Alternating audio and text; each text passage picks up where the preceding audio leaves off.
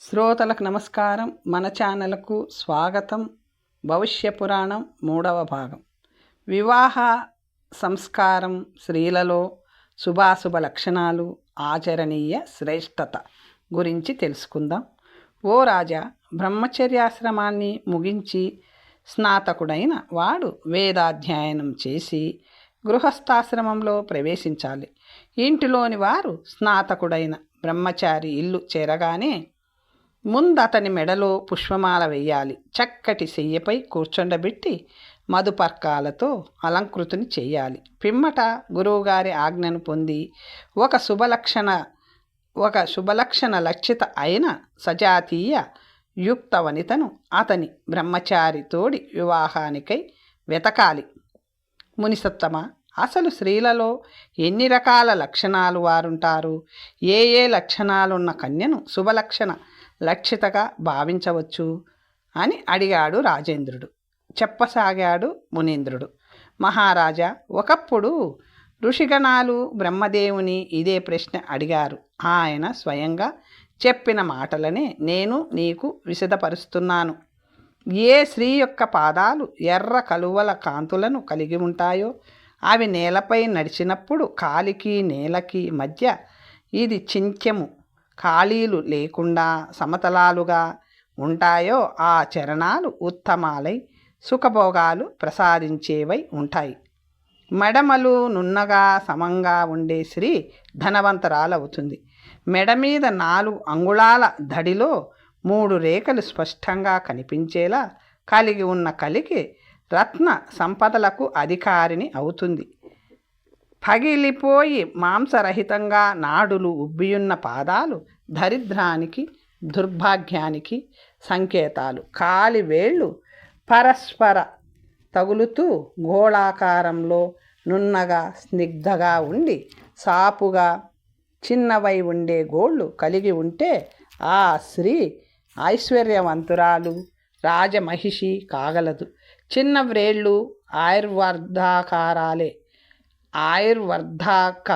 వర్ధకాలే కానీ వాటి మధ్య మరీ ఎక్కువగా ఎడముండుట మాత్రం ధనక్షీణము. చేతిరేఖలు లోతుగా మెత్తగా గులాబీ రంగులో ఉండే స్త్రీ భోగాలను కలిగిస్తుంది, అనుభవిస్తుంది కూడా. హస్తరేఖలు తేలిపోతూ ముక్కలై ఉంటే దరిద్రం. చిటికెన వ్రేలి మూలం నుండి చూపుడు వ్రేలు దాకా ఒక రేఖ పూర్తిగా స్థిరంగా ఉంటే స్త్రీ 100 ఏళ్ళు జీవిస్తుంది. చేతి యొక్క చిటికెన వ్రేళ్ళు గుండ్రంగా పొడవుగా సన్నగా ప్రక్కవేలితో కలిసినప్పుడు జాగా నొదలకుండా కోమలంగా రక్తవర్ణంలో ఉండే స్త్రీ అనేక సుఖభోగాలను ప్రాప్తింపచేస్తుంది. బంధుజీవ పుష్పంలా ఎర్రగా ఎత్తుగా నున్నగా ఉండే గోళ్ళు గల ఆడది ధనకారకం అవుతుంది. మృదుత్వం లేకుండా మధ్యలో పగిలి 2-3 రంగుల్లో ఉండే గోళ్ళు గల అతివకు శుభలక్షణాలుండవు. 2 చేతులు ఒకదానికొకటి సమానంగా లేకుండా గరుకుగా తగులుతూ పగిలిపోయి ఉంటే అవి గల స్త్రీ కష్టాలను అనుభవిస్తుంది. వ్రేళ్ల మధ్య ఉండే నరుకులు సమానంగా ఉండి యవధాన్యపు గింజలు గుర్తులను కలిగి ఉండే వనితకు అపార సుఖాలు, అక్షయ ధనధాన్యాలు ప్రాప్తిస్తాయి.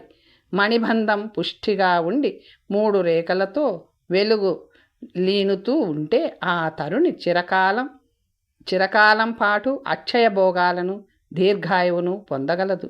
ఎర్రని నున్నని పొట్టిగోళ్ళు కలది సౌభాగ్యవతి, ధనవంతురాలు అవుతుంది.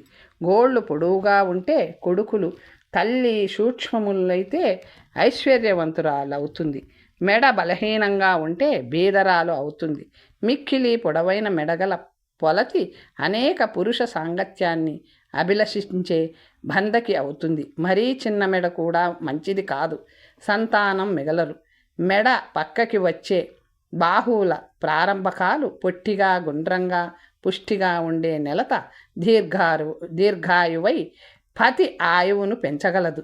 సమతుల్య నాసిక అంటే పొట్టి పొడుగు లావు లొత్త కాని నాసికను పరస్పరం కలవకుండా విల్లువలే వంపు తిరిగి దట్టం కాని కనుబొమ్మలను నల్లని వత్తైన నున్నని కేశములను కలిగియున్న కాంత సౌభాగ్యకారకము. కోయిల, వీణ, భ్రమరం, వేణు వాదనలతో సమానమైన గొంతు ధ్వనులు గల నారీమణులు సుఖ సంపత్తులకు కోశములు. దాస దాసీ జనాలకు వారు ఏలిక సానులు కాగలరు. దీనికి విపరీతంగా గాడిద, కాకి, పగిలిన కంచు వస్తువుల స్వరము గల స్త్రీకి రోగము, వ్యాధి, భయము, శోకము, దారిద్ర్యాలు ఎక్కువగా ప్రాప్తిస్తాయి. హంస, ఆవు, వృషభము, చక్రవాకము, ముఖ్యంగా ఏనుగు వంటి నడకలు గల ఆడవారు కులానికి ప్రతిష్టతను తీసుకొస్తారు, రాణీలవుతారు. కుక్కలా, నక్కలా, కాకిలా నడిచే స్త్రీలు నిందనీయులవుతారు. లేడిలాగా నడిచేది దాసీదవుతుంది. ఆగి ఆగి నడిచేది బందకి కాగలదు. శరీరము అన్ని అంగములు కోమలంగా, చెమట పట్టకుండా, రోమాలు లేకుండా ఉండే స్త్రీలు పూజింపబడతారు. కపిలవర్ణం కానీ, పింగళ అంటే పసుపు పచ్చ రంగు కానీ ఉండి అన్ని అంగాలు పెద్దవే ఉండి వాగుడు ఎక్కువగా గల వనితను పెండ్లాడరాదు. పేరు కూడా జాగ్రత్తగా గమనించాలి. నక్షత్ర, వృక్ష, నది, పర్వత, పక్షి, సర్ప, భయంకర వస్తు నామములున్న స్త్రీలను పెండ్లాడరాదు. సమతుల్యాంగములు, సుందర నామము, సూక్ష్మ రోమము, హంస లేదా మదగజయానము, నల్లగా మెరిసే కేశం, తెల్లగా మెరిసే దంతాలు గల సుదతినే పెండ్లాడాలి. ఈ క్రింది 10 లక్షణాలు గల కుటుంబాలతో వివాహ బంధం కలుపుకోరాదు. సంస్కారాలను పాటించరు. పురుష సంతతి ఉండదు. వేదం చదవరు కాబట్టి చెప్పరు. పురుష శరీరాలపై కూడా పొడవైన కేశాలను పెంచుతారు.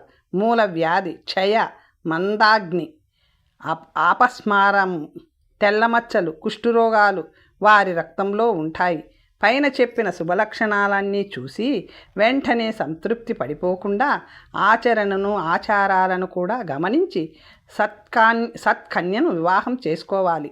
శారీరక లక్షణాల కన్నా సదాచార సంపన్నత వైపే ఎక్కువ మొగ్గు చూపించాలని బ్రహ్మ పలుకు. అందము, సులక్షణము, సంపద ఉన్న ఉత్తమ ఆచరణ, మర్యాద, మప్పితం, సంస్కారం లాంటివి లేకపోతే ఆ కన్యను వివాహం ఆడరాదని బ్రహ్మ సలహా. ఆయన సలహాని పాటిస్తే ఆ కుటుంబానికి వృద్ధి, శుద్ధి, సత్కీర్తి ప్రాప్తిస్తాయి. ధనానికి స్త్రీకి గృహస్థాశ్రమంలో గల శక్తి, ధన సంపాదన నియమాలు సమాన వియ్యం. ఋషీశ్వర, స్త్రీలకు ఉండవలసిన లక్షణాలను మీ ద్వారా విని జ్ఞాతనైనాను. నాపై దయ ఉంచి వారి సదాచారములను కూడా కృపతో వినిపించాలని కోరుతున్నాను అని ప్రార్థించాడు శతానికుడు. చెప్పసాగాడు సుమంతుడు. శతానిక, మహారాజా స్త్రీల సదాచారాలను గురించి కూడా బ్రహ్మదేవుడు ఋషులకు చెప్పియున్నాడు. అదే నీకు చెప్తాను విను. స్నాతకుడైన బ్రహ్మచారి ముందుగా ధన సంపాదన మార్గం చూసుకొని అప్పుడు ఒక సర్వలక్షణ లక్షిత అయిన స్త్రీని శాస్త్రోక్తంగా పరిణయం ఆడాలి. ధనం లేకపోతే సంసార జీవితంలో సుఖం ఉండదు. అందుచేత న్యాయ మార్గంలో ధనం సంపాదించి వివాహం చేసుకోవాలి. మానవులు ఘోర నరకయాతనను సహించగలరేమో కానీ ఇల్లాలు తాము ఆకలితో బాధపడాలని ఊహను కూడా సహించలేరు. చిరిగిన చివికిన బట్టలు కట్టుకొని ఆకలితో అతిధీనంగా మారిన వదనాలతో ఇంటిలో నడయాడుతున్న ఇల్లాలిని, పిల్లలను చూస్తే వజ్ర సమానమైన హృదయం గల గృహస్థుకైన గుండె ముక్కలు చెక్కలైపోతుంది. ఒకవేళ అటువంటి పరిస్థితికి కారకుడై అప్పుడు కూడా పట్టించుకోకుండా ఎవడైనా ఉంటే వాడు బ్రతకడం అనవసరం. భూభారం అయిన స్త్రీ గ్రహణం చేసి పారవేయు అర్థహీనుడైన పురుషునికి ధర్మ, అర్థ, కామాలనే పురుషార్థాలు ఎలా సిద్ధిస్తాయి? ఇక మోక్షమెట్లు? వానికి శ్రీసుఖం లభించకపోగా నూతన యాతన ప్రాప్తిస్తుంది. గృహిణి లేకుండా గృహస్థాశ్రమే లేదు. అలాగే ధనం లేకపోయినా లేదు. కాబట్టి ధనహీనుడైన వ్యక్తి వివాహం ఆడరాదు. వానికి గృహస్థుడయ్యే అధికారం లేదు. త్రివర్గ సాధన అంటే ధర్మార్థ కామ సాధన సంతానం వల్లనే సాధ్యం కాబట్టి అదే ముఖ్యమని కొందరు అంటుంటారు. కానీ ఉత్తమ స్త్రీ మరియు ధనం ఈ రెండే అన్ని పురుషార్థాలకి ఆధారమని, సాధన హేతువులని నీతి విశారదుల వక్కాణ. ధర్మంలో 2 రకాలున్నాయి. ఇష్టధర్మం ఒకటి, పూర్త ధర్మం ఇంకొకటి. యజ్ఞాదులను చేయడం ఇష్టధర్మం. వాపి కూప తటాకాదులను నిర్మించి జనులకు అంకితం చేయడం పూర్త ధర్మం. ఈ రెండింటికి కూడా డబ్బు కావాలి కదా మరి. ధనాఢ్యుడికి బంధుత్వాలు నిలబడతాయి. దరిద్రుడు తమ వాడని చెప్పుకోవడానికి కూడా దగ్గరి బంధువులే సిగ్గుపడతారు. విద్య, కులం, శీలం మున్నగు అన్ని ఉత్తమ గుణాలు ధనికునికి అయాచితంగా లభిస్తాయి. దరిద్రునికి పుట్టుకతో వచ్చినవి కూడా నిలబడవు. శాస్త్ర, శిల్ప, లలిత కళాదులన్నీ ధనికునికే చేరి వాని చేత మరిన్ని గొప్ప ధర్మాలను చేయిస్తాయి. దరిద్రుని చేరవు కదా. ధనము లేనివాడు సర్వహీనుడై ఏ ధర్మాన్ని చేయలేక అగాళస్థానం అలాగా మిగిలిపోతాడు వ్యర్థంగా. పూర్వజన్మ పుణ్యఫలంగానే ఈ జన్మలో ధనం చేకూరుతుంది. ఆ ధనమే ఈ జన్మలో కూడా మనిషి చేత పుణ్యం చేయిస్తుంది. పుణ్యార్జన ధనము అన్యోన్యాశ్రితాలు. శ్రీరహితుడు నిర్ధనుడు అగువానికి త్రివర్గ సాధనాధికారం ఉండదు. కాబట్టి భార్యాగ్రహణానికి పూర్వమే ఉత్తమ రీతిలో న్యాయ విహిత అర్థార్జన చెయ్యాలి. అప్పుడు తన కుటుంబానికి తగిన ధన క్రియాదులచే ప్రసిద్ధ అనిందిత సుందర ధర్మ సాధన భూత అయిన కన్యనే పరిగ్రహించాలి. వివాహమయ్యేదాకా పురుషుడు అర్ధ అనగా సగం శరీరుడే అయి ఉంటాడు. ఒకే చక్రంతో రథం నడవలేదు, ఒకే రెక్కతో పక్షి ఎగురలేదు. అలాగే వివాహం ద్వారా భాగస్వామి రానిదే మానవ జీవితం కొనసాగలేదు. పెళ్లి చేసుకొని వారు కూడా చాలామంది హాయిగా జీవిస్తూనే ఉన్నారు కదా అనే అనుమానం కొంతమందికి కలగవచ్చు. ధర్మాచరణ వివాహం వినా సాధ్యం కాదు. ధర్మాచరణ లేని జీవితం కాదు. పత్ని పరిగ్రహణం ధర్మ అర్థాలకు ఉత్సాహాన్ని ఇస్తుంది. పతిపత్నులలో పరస్పరం ప్రీతి పెరుగుతుంది. దానివల్ల ధర్మబద్ధమైన కోరికలన్నీ నెరవేరుతాయి. అంటే 3వ పురుషార్థమైన కామం నిర్విఘ్నంగా జయప్రదమవుతుంది. నీచకుల, సమానకుల, ఉత్తమకుల గతమై వివాహ సంబంధం 3 రకాలుగా ఉంటుంది. మొదటి సంబంధం నిందకు గురి కాగలదు. 3వ రకంలో మన పట్ల వారికి అనాదరణ ఉంటుంది. కాబట్టి 2వ రకమైన సమానకుల వివాహ బంధమే ఉత్తమం. ఉత్తమ కుల బంధం ఉత్తమం కాదు. ఇక్కడ కులమంటే వర్ణమే. నీచకులమంటే మరో వర్ణమని కాదు. ఆ వర్ణంలోనే సంపదాదులు తక్కువైనది. విజాతీయ సంబంధము మంచిది కాదు. కోయిలని చిలకని ఒకే గూటిలో పెట్టి పిల్లలను పెడతామనుకుంటే ఎలా?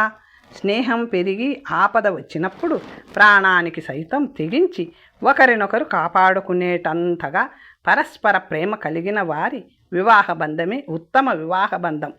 ఇంతటి అతిలోక సహజమైన ప్రేమ సామాన్యంగా అన్నింట్లోనూ సమానులు మధ్యనే ఉంటుంది. మిత్రత, సమాన వీయం వల్ల పవిత్రత కూడా తోడై మరింత పెరిగి ప్రాణరక్షణ కాగలదు. ఇది సమాన వీయం వల్లనే సాధ్యం. వివాహ సంబంధిత తత్వాల నిరూపణ, వివాహ యోగ్య కన్యా లక్షణాలు, 8 రకాల వివాహాలు, ఉత్తమ దేశాల వర్ణన. మహారాజా బ్రహ్మ ఇంకా ఇలా చెప్పాడు. బ్రహ్మచారి యొక్క తల్లి నుండి 7 తరాలు వెనక్కి వెళ్ళిన ఆమె ఇంటి పేర్లలో కన్య ఇంటి పేరుండరాదు. అలాగే తండ్రి యొక్క గోత్రము ఈ కన్య యొక్క గోత్రము ఒకటి కారాదు. అటువంటి కన్య సంతానోత్సవానికి ప్రశస్తమనిపించుకుంటుంది. కన్యకి కనీసం ఒక అన్న లేదా తమ్ముడైనా ఉండాలి. అంతేకాని పుత్రికాధర్మం గల కన్య ప్రశస్తం కాదు. ధర్మ సాధన సజావుగా సాగాలంటే 4 వర్ణాల వారు తమ వర్ణానికి చెందిన యువతినే పరిణయం ఆడాలి. వివాహాలలో 8 రకాలున్నాయి. అవి బ్రహ్మ, దైవ, హర్ష, ప్రాజాపత్య, అసుర, గాంధర్వ, రాక్షస, పైశాచ విధాలు. ఉత్తమ కులానికి చెందిన మంచి శీల స్వభావాలున్న వరుని మామయే స్వయంగా తన ఇంటికి పిలిచి అలంకరించి పూజించి కన్యనివ్వడం బ్రహ్మ వివాహం. యజ్ఞం చేస్తూ ఋత్విజుని అలంకృతిని చేసి పూజించి కన్యనివ్వడం దైవ వివాహం. వరి నుండి ధర్మార్థంగా 1-2 జతల ఆవులను ఎద్దులను స్వీకరించి శాస్త్రోక్తంగా పిల్లనిచ్చి పెళ్లి చేయడం ఆర్ష వివాహం. వధూవరులను ఒక చోట చేర్చి మీరిద్దరూ కలిసి గృహస్థ ధర్మాన్ని నిర్వర్తించండి అని చెప్పి పూజ చేసి కన్యాదానం చేయడం ప్రాజాపత్యం. కన్యకు ఆమె యొక్క తండ్రికి అతని బంధువులకు యథాశక్తి ధనాదులనిచ్చి స్వచ్ఛందంగా వరుడే కన్యను గ్రహించడం అసుర వివాహం. కన్య బ్రహ్మచారి పరస్పరం ఇచ్ఛాపూర్వకంగా తమకు తామే చేసుకునేదే గాంధర్వం. కన్యను అపహరించి కొనిపోయి తన ఇంట వరుడు చేసుకునేది రాక్షస వివాహం. అన్నిటికన్నా అధమమైనది నిద్రిస్తున్న కామం పట్టిన లేదా మతిలేని కన్యను ఎవరు చూడకుండా పట్టుకుపోయి వరుడే చేసుకునేది పైశాచ నామకమైన వివాహం. బ్రాహ్మ వివాహం ద్వారా పుట్టిన కొడుకు అటు 10 తరాలను ఇటు 10 తరాలను ఉద్ధరిస్తాడు. తనతో తన తరంతో కలిసి 21 దైవ వివాహం వల్ల పుట్టిన కొడుకు అటు 7 తరాలను ఇటు 7 తరాలను ఉద్ధరిస్తాడు. ఆర్ష వివాహం పుత్రుడు అటు 3 ఇటు 3 ప్రాజాపత్యం వాడు అటు 6 ఇటు 6 తరాలను ఉద్ధరిస్తాడు. బ్రాహ్మాది తొలి 4 రకాల వివాహాల నుండి ఉత్పన్నులైన పుత్రులు బ్రహ్మతేజ సంపన్నులు, శీలవంతులు, రూపనులు, సత్వాది సద్గుణ యుక్తులు, ధనవంతులు, పుత్రవంతులు, యశస్వులు, ధర్మపరులు, దీర్ఘజీవులు కాగలరు. మళ్ళీ 4 రకాల వివాహాల ద్వారా జన్మించిన వారు క్రూర స్వభావులై ధర్మాన్ని ద్వేషిస్తూ మిథ్యావాదులవుతారు. సహజమే కదా బ్రహ్మ చెప్పినది. మహారాజా, నింద్యములైన వివాహ ఫలాలు నిందిత చరితులవుతారు కదా. వరుని వద్ద నుండి సొమ్ము తీసుకునేవాడు సంతానాన్ని అమ్ముకున్నట్టే కదా. పతి లేదా పిత వంటి సంబంధాలు ఆత్మాశ్రయాలు కావాలి కానీ ధనాశ్రయాలు మోహాశ్రయాలు కారాదు. ఆర్ష వివాహంలోని గోదానాలు కూడా న్యాయం కాదు. కొంతే తీసుకున్నా ఎంతో తీసుకున్నా ఇచ్చినా అది కన్యకి విలువ కట్టడమే అవుతుందిగా. కాబట్టి వరుని పక్షము వారు వధువుకిచ్చు వస్త్రభూషణాదులు ఆమెకే ఇచ్చివేయవలేను. ఈ విధంగా బ్రహ్మచారి చేసుకునే వివాహము నివసించే దేశము కూడా ఉత్తమమైనదై ఉండాలి. ఓ రాజా, అప్పుడు ఋషులు బ్రహ్మకి అంజలి ఘటించి మరీ అడిగారు, దేవా, ఎక్కడ నివసిస్తే ధర్మము యశము వర్ధిల్లుతాయి అని? ఏ దేశంలో ధర్మం 4 పాదాల నడుస్తుందో, విద్వాంసులు ఎక్కడ ఎక్కువగా ఉంటారో, అన్ని వ్యవహారాలు శాస్త్రోక్త రీతుల్లోనే సంపన్నాలవుతాయో ఆ దేశమే ఉత్తమము మరియు నివాసయోగ్యము అని బ్రహ్మ తెలిపాడు. అప్పుడు మునీశ్వరులు మరలా, హే భారత జన భాగ్య విధాత, విద్వజ్జనులు ఏ శాస్త్రాలలో చెప్పబడినట్లు వ్యవహరిస్తారు? ధర్మశాస్త్రాలు ఎటువంటి నిర్దిష్ట సూచనలు గావించాయి అంటూ కుతూహలపూర్వకంగా అడిగారు. పరమేష్టి ఇలా జ్ఞాన ప్రదానం చేయసాగాడు. రాగద్వేష విరహితులై సజ్జనులైన విద్వాంసులు శుద్ధాంతఃకరణలతో నిత్యం చేసే ఆచరణలు ఇవి. ఈ ప్రపంచంలో ఏ వస్తువును కూడా వాంఛించడం శ్రేష్ఠులు చేసే పని కాదు. కానీ వేదాధ్యయనాన్ని, వేద విహిత కర్మాచరణాన్ని కోరి కోరి మనస్సు పెట్టి చేయాలి. అయితే సంకల్పం కలగాలి. సంకల్పానికి మూలం కామమే కదా అనే వాదం ఉంది. కానీ యజ్ఞాలు, దానాలు, వ్రతాలు భగవంతుని కరుణను కానీ లోక కళ్యాణాన్ని కానీ కాంక్షించి చేస్తే కామం కాదు. ధర్మ నిర్ణయం ఎలా చేయాలనేది ఒక ప్రశ్న. శృతి స్మృతి సదాచారం స్వంత ఆత్మ యొక్క ప్రసన్నత అనగా అంతరాత్మ ఆదేశం అనే 4 అంశాలే ధర్మ నిర్ణయానికి ఆస్కారాలు. ధర్మ నిర్ణయాన్ని అనుసరిస్తూ ధార్మిక ధర్మ జీవనాన్ని కొనసాగించే వారికి ఈ లోకంలో గొప్ప యశస్సు, పిమ్మట ఇంద్రలోక ప్రాప్తి కలుగుతాయి. శృతి అంటే వేదం, స్మృతి అంటే ధర్మశాస్త్రాలు అని ఇది వరకే అనుకున్నాం కదా.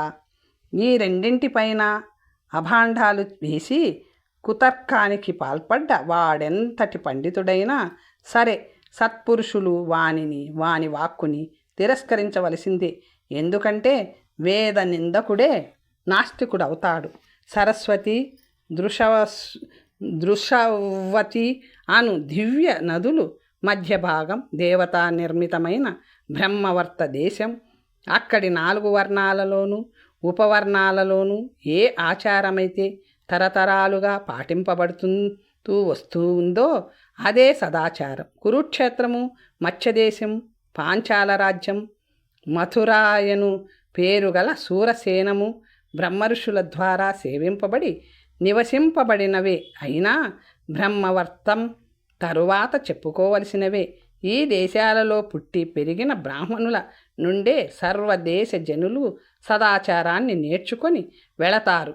హిమాలయ, వింధ్యాచలాలకు మధ్య వినాశనానికి తూర్పుగా, ప్రయాగకి పశ్చిమ దిక్కున నున్నది మధ్యదేశం. ఈ 2 పర్వతాల మధ్య భాగంలోనే పూర్వ సముద్రం నుండి పశ్చిమ సముద్రం దాకా విస్తరించి ఉన్న ప్రాంతాన్ని ఆర్యావర్తం అంటారు. ఇవి కాక కృష్ణసార మృగాలు యథేచ్ఛగా నిత్యం విహరించే ప్రదేశాలు యజ్ఞకర్మాచరణ యోగ్యాలు.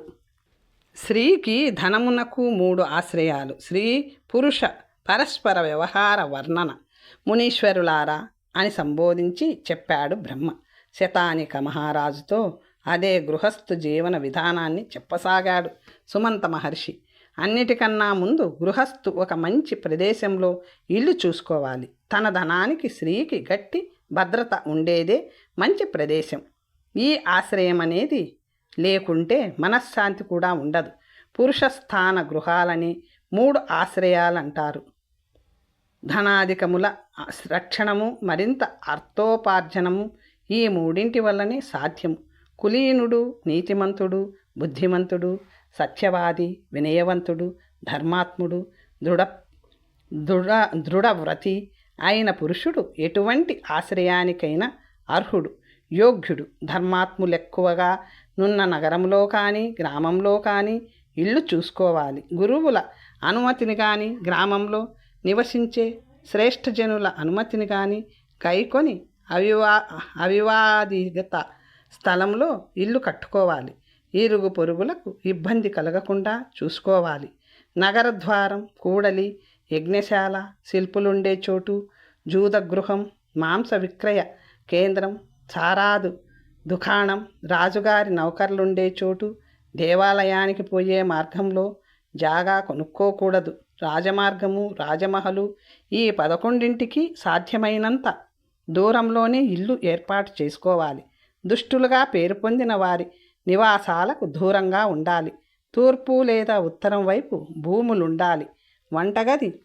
వంటగది, స్నానమందిరం, గోశాల, అంతఃపురం, పడకగది దేనికదే ప్రత్యేకంగా నిర్మింపబడాలి. అంతఃపుర రక్షణకై వృద్ధులు, జితేంద్రియులు, విశ్వాసపాత్రులు. పురాణంలో ఇక్కడ విశ్వస్త అనే పదం వాడబడింది.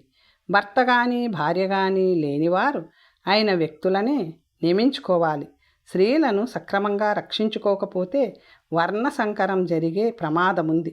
ఇంకా చాలా కష్టాలు వస్తాయి. స్త్రీలలో ఈ క్రింది దోషాలు కుటుంబాన్ని నాశనం చేస్తాయి.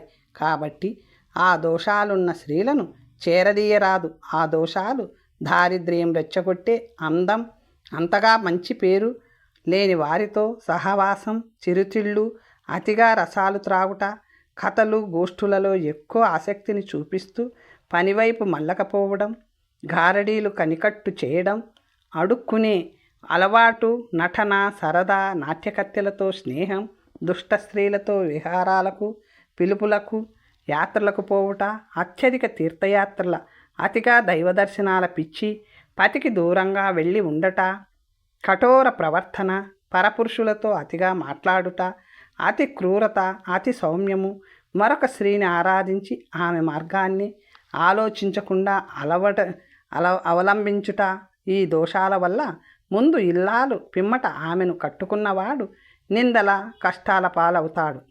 ముఖ్యంగా ఇది పురుషుని అనగా ఇంటి యజమాని చేతకానితనంగానే పరిగణించబడుతుంది. పనివారు కూడా యజమాని అతిగా కరుణ చూపిస్తే నెత్తికెక్కడమే కాక ఊళ్ళో అతడి పరువు తీస్తారు.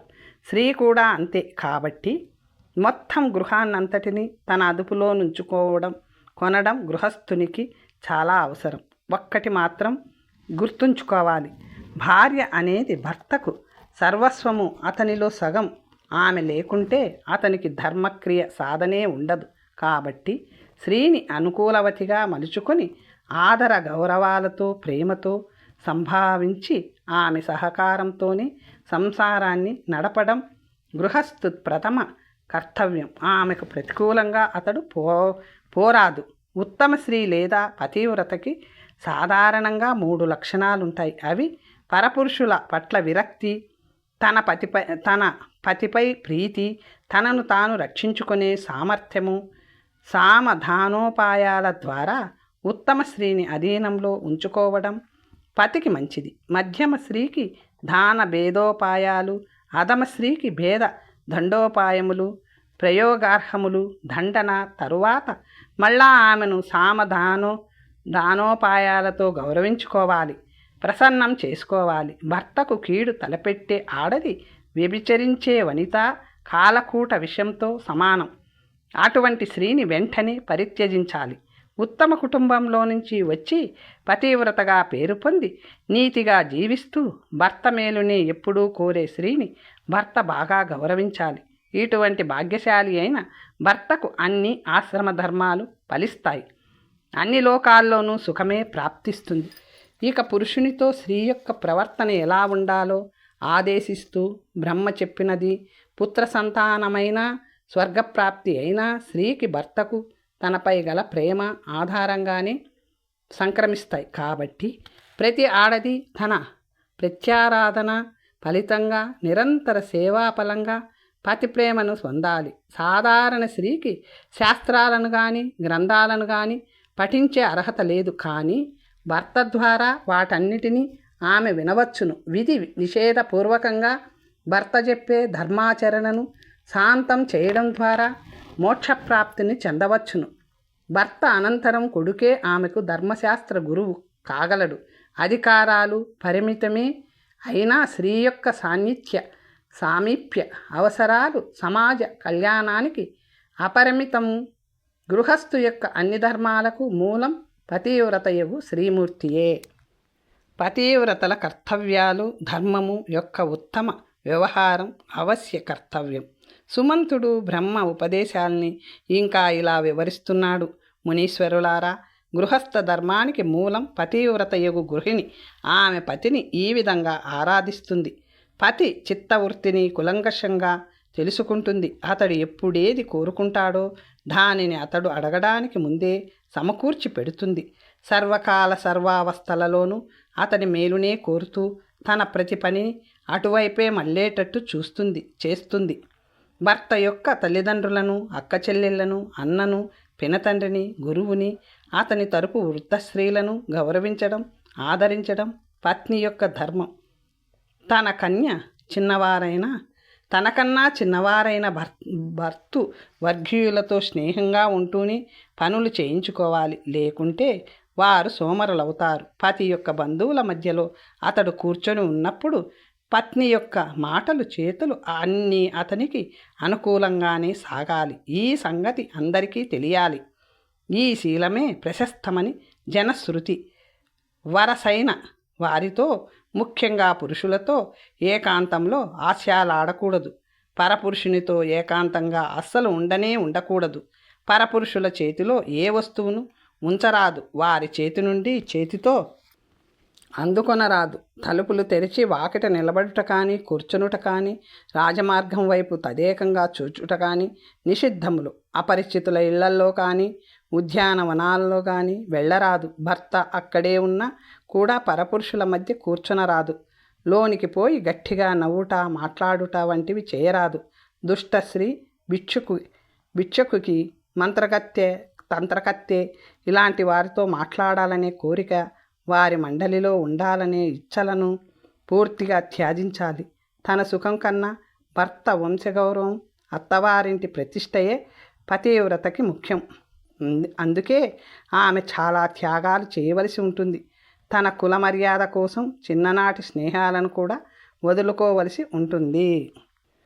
ఉత్తమ స్త్రీ తన యొక్క భర్తను మనస వాచ కర్మణ దైవంగా చూసుకుంటుంది. అతడు చేసే దైవ పితృకార్యాలలోనూ అతిథి అభ్యాగత స్వాగత సత్కార్యాలలోనూ ఎవరిని నియోగించకుండా తానే స్వయంగా పనిచేసేది పతివ్రత. ఆమెకు పతి మిత్రులు, పతి శత్రువులే శత్రువులు కావాలి. అయితే మిత్రులలో అధర్మపరులు అనర్థకారకులు ఉంటే జాగ్రత్తగా ముళ్ళపొద మీద పడ్డ చీరను చిరగకుండా లాగినట్టుగా భర్తను వారి నుండి రక్షించుకోవాలి. తానున్న ఇల్లు, తన శరీరం ఎల్లప్పుడూ ప్రసన్నంగా పరిశుభ్రంగా మంచు కడిగిన మల్లెపువ్వులాగా ఉండేలాగా సర్దుకోవడం పతివ్రత లక్షణం. తర్వాత కథ వచ్చే భాగంలో తెలుసుకుందాం. నమస్తే.